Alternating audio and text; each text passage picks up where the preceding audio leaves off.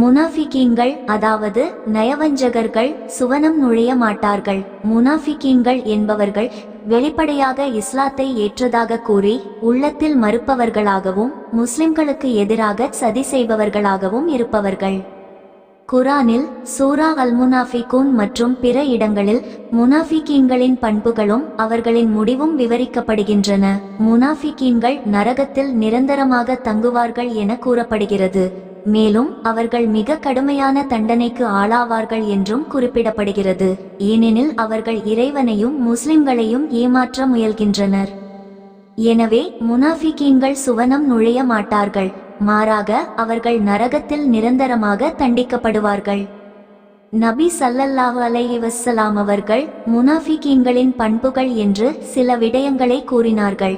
அதாவது பேசினால் பொய் பேசுவான், வாக்களித்தால் மாறு செய்வான், நம்பிக்கைக்கு துரோகம் செய்வான். இதே தன்மையுள்ளவர்களும் முனாஃபிகீன்களும் சமமாக மாட்டார்கள். இந்த முனாஃபிகீன்களுக்கு உண்டான தன்மை ஒருவரிடமிருந்து அவர் தவ்வா செய்யவும் இல்லை என்றால் அவரை அல்லாஹ் நரகில் போட்டு பரிசுத்தப்படுத்தி சுவர்க்கம் நுழைய வைப்பான்.